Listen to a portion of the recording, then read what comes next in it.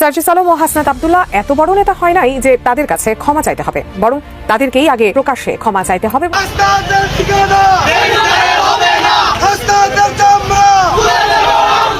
অন্যায়ের উপরে অন্যায়, সিনা চুরির সাথে আবার মানে চুরি তো চুরি আবার সিনা চুরি। 144 ধারা আমরা যেতে পারলাম না, কিন্তু তার পরের দিন ঠিকই হাসনাত আব্দুল্লাহ আহ্বান করলো, তিনি গিয়ে বসে পড়লেন, এনসিপি নেতারা বসে পড়লেন। আইন কি আমার জন্য একরকম আর এনসিপির জন্য ভিন্ন রকম? হাসিনার আমলের চাইতে কেন জানি অন্তর্বর্তীকালীন সরকারের অনেক বৈশিষ্ট্য মিলে যায়, এটা জনগণ প্রত্যাশা করে। আওয়ামী লীগের রাজনীতিও এখন আওয়ামী লীগের টাকায় চলে, বিএনপির রাজনীতিও এখন আওয়ামী লীগের টাকায় চলে। যদি বিএনপির লোকরা প্রস্রাব করে একমাত্র, তাহলে প্রস্রাবের তোরে ভেসে বঙ্গোপসাগরে গিয়ে পড়বে। সাম্প্রতিক হাসনাত আব্দুল্লাহর বক্তব্য এবং অন্তর্বর্তী সরকারের বিভিন্ন বৈষম্য কর্মকাণ্ডে রাজনৈতিক অঙ্গনে তুমুল আলোড়ন সৃষ্টি করেছে। তোরা কি তখন বলছিলি যে আমাদেরকে এখন উপদেষ্টা বানাও, পরে আমরা নির্বাচন করবো, তাহলে কি তোদের মতো লেরি কুত্তারা আমরা বসাইটা আর বসাই আজকে এই লইটা বানে কুকু কাগজ আমরা এক বসাইতাম? তোরা আন্দোলন করছো, আমরা কি করছি? আমরা কি আঙ্গুল চষিয়া খাইছি?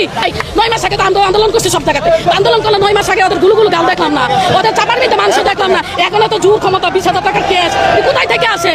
বাংলাদেশের মানুষকে তাল বাহানা করলে আর চলবে না, মানুষ এত বলদ না, মানুষ বুঝে গেছে। ঠিক আছে, জুলাই অভ্যুত্থানের মাত্র 9 মাসের মাথায় উপদেষ্টা এবং সমন্বয়কদের এবার কঠিন হুঁশিয়ারি দিচ্ছে সাধারণ জনগণ।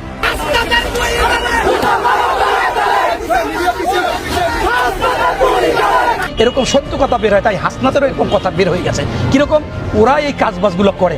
যে এই যে উপদেষ্টা হয়েছে, তারা ওই ফুটপাথ থেকে 150 টাকায় গেঞ্জি কিনতো, 50 টাকা, 60 টাকা, 100 টাকায় জুতা কিনতো, প্যান্ট কিনতো, আর আজকে তারা হাজার হাজার টাকায় কিনে, কোটি কোটি টাকায় কিনে। কিভাবে কিনে?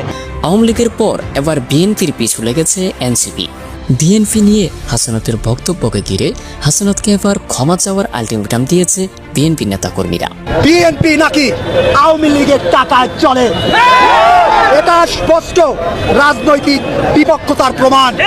আব্দুল্লাহকে এই 7 দিনের মধ্যে প্রকাশ্যে ক্ষমা চাইতে হবে।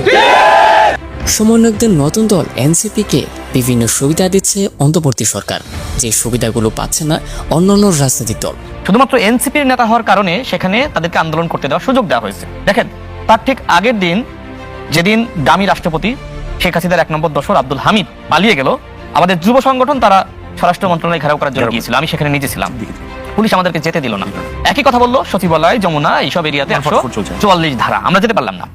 কিন্তু তার পরের দিন ঠিকই হাসনাত আব্দুল্লাহ আহ্বান করলো, তিনি গিয়ে বসে পড়লেন, এনসিপি নেতারা বসে পড়লেন, অন্যান্য রাজনৈতিক দলগুলোকে ডাকলেন, সবাই বেশ আরামসে সেখানে গিয়ে বসে পড়লো।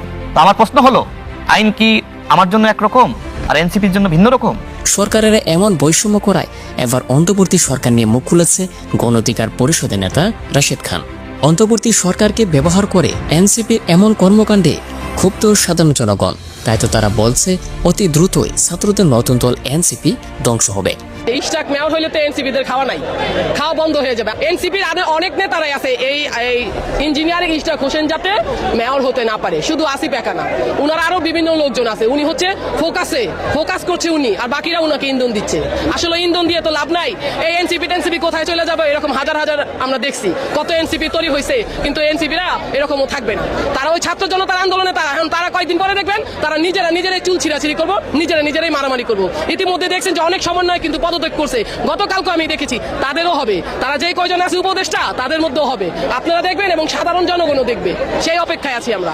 আসিফ মাহমুদ সহ তার যে গঙ্গা 8 মাসে যে দুর্নীতি করেছে, যে বাগবাটোরা করে খেয়েছে, ইসরাক সাহেব দায়িত্ব নিলে সেই দুর্নীতি ধরে খেয়ে যাবে।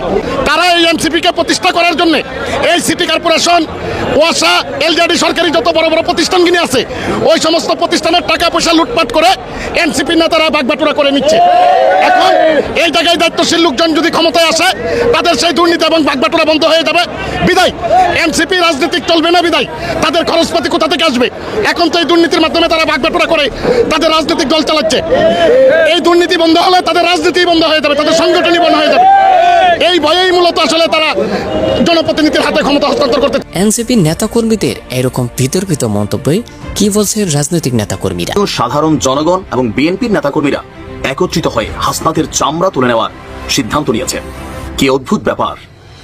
ভাবা যায় আমাদের এই হিরোরা আসিফ, নাহিদ, মাহফুজ, সার্জিস, হাসনাত, হান্নান মাসুদ, 6 রত্ন আমরা ধরতে পারি।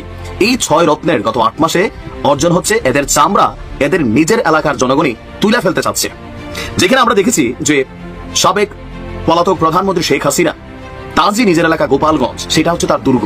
আজ পর্যন্ত সেখান থেকে দুর্গের বিভিন্ন আওয়াজ দেখি, অ্যাক্টিভিটিস দেখি, কিন্তু 8 মাসে ক্ষমতার জনপ্রিয়তার চরম তুঙ্গে থাকা অবস্থায় নিজ এলাকায় তার চামড়া তুলে নেওয়ার জন্য প্রকাশ্যে হুঁশিয়ারি দিয়ে মাঠে নেমেছে স্থানীয় বিএনপির নেতাকর্মীরা। বাংলায় একটা কথা আছে, যত বড় মুখ নয় তত বড় কথা। আর কথা এমন এক জিনিস যেটার মাধ্যমে এই হাসনাত আব্দুল্লাহর একসময় মানুষের কলিজার মধ্যে ঢুকছে, আবার এখন এদের চামড়া নিয়ে মানুষ অনেক কিছু করতে চাচ্ছে। আচ্ছা, কেমন হবে যদি চামড়া আসলে তুলে ফেলে? তবে এটা একটা আইকনিক কথাবার্তা।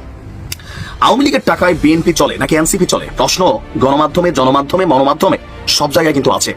এনসিপির এই যে বিশাল লাক্সারিয়াস লাইফস্টাইল অফিস বা নেতাদের এই আকস্মিক উত্থান, টাকা পয়সা, শরীরে মাংস, পোশাক আশাক, এই যে বিভিন্ন লাইসেন্স, আব্বাদের উন্নতি, এই সকল কিছুর পেছনে অনেকেই বলছেন অবৈধ নিয়োগ বাণিজ্য, টেন্ডার বাণিজ্য এবং আওয়ামী লীগের অনেক নেতাদেরকে শেল্টার দেওয়ার পেছন থেকে, বড় বড় কোম্পানি থেকে বিপুল অর্থ হাতিয়ে নিচ্ছে এনসিপি। যদি এনসিপি বলছে তাদেরকে দিচ্ছে, নাম প্রকাশ করা যাবে না।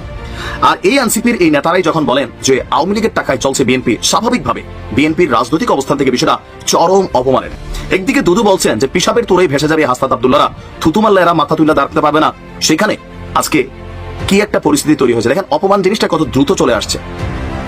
যে কোনো একজন মানুষের তার মূল পাওয়ার হচ্ছে তার নিজের এলাকার জনগণের ভালোবাসা, কিন্তু আজকে হাসনাত আব্দুল্লাহর দেবিদ্বারে তার বিরুদ্ধে তার এলাকার নেতাকর্মীরা, জনগণ যেভাবে রাজপথে নামছে, এরাও কি আবার আওয়ামী লীগের দোষর নাকি যারা এই বক্তব্য দিয়েছেন? এখানে আজকে লম্বা চূড়া বক্তব্য দিয়েছেন বিএনপি বেশ কয়েকজন নেতা, সেলিম ভুঁইয়ার নেতৃত্বে সম্ভবত বা ওনার অনুসারীরা লোকালি প্রতিবাদের ঝড় তুলেছে পুরো কুমিল্লা জুড়ে। হাসনাতকে অবাঞ্ছিত ঘোষণা করা হয়েছে, 48 ঘন্টা, কেউ 1 সপ্তাহ আলটিমেটাম দিয়েছে, ক্ষমা চাইতে হবে এই ধরনের উল্টাপাল্টা বক্তব্যের জন্য যে আওয়ামী লীগের টাকায় বিএনপি চলে। যারা এখানে বক্তব্য দিলেন, আমি দেখলাম যে যিনি সাদা পাঞ্জাবি পরিহিত একজন ছিলেন, তো তার বক্তব্য হচ্ছে যে বিএনপি আপোষহীন দল, বেগম খালেদা জিয়া আপোষহীন নেত্রী। এই দীর্ঘ 16-17 বছর ধরে অনেক ধরনের পরিশ্রম করেছে, অন্যায় অত্যাচার সহ্য করেছে, তারপরে তারা আওয়ামী লীগের সাথে আপোষ করে নেয়। আর সেই আওয়ামী লীগকে হটানোর পরে আজকে হাসনাতদের মতন ছেলেরা যখন এই ধরনের কথা বলে, সেটা বিএনপি কোনোভাবেই মেনে নিবে না। এনসিপি বনাম বিএনপির মধ্যে একটা খেলা শুরু হয়েছে, রাজনৈতিক খেলা। দুই দলেরই লক্ষ্য হচ্ছে ক্ষমতায় যাওয়া।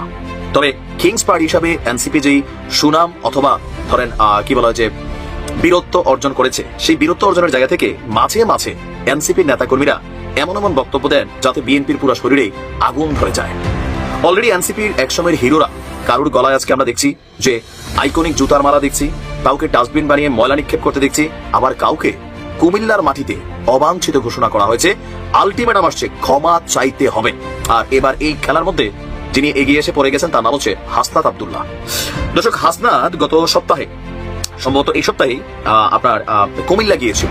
সেইখানে গিয়া হাসনাত একটা বক্তব্য দিয়েছে, যে বক্তব্যটাকে ঘিরে সারা বাংলাদেশের বিএনপির নেতাকর্মীরা তারা প্রতিক্রিয়া জানিয়েছে। আর বিশেষ করে কুমিল্লার যারা কি বলে যে স্থানীয় বিএনপির নেতাকর্মীরা আছেন, বিভিন্ন ইউনিয়ন ওয়ার্ডের প্রত্যেকেই ব্যাপক প্রতিক্রিয়া এবং ক্ষোভ প্রকাশ করেছে, চ্যালেঞ্জ ছড়িয়ে দিয়েছে। আর যদি হাসনাত প্রমাণ করতে না পারে, তাহলে তাকে কুমিল্লার মাটিতে অবাঞ্ছিত ঘোষণা করা এমনকি তার বক্তব্য প্রত্যাহার করে তাকে আনুষ্ঠানিকভাবে ক্ষমা চাওয়ার আলটিমেটাম দিয়েছে আপনার বাংলাদেশ জাতীয়তাবাদী দল।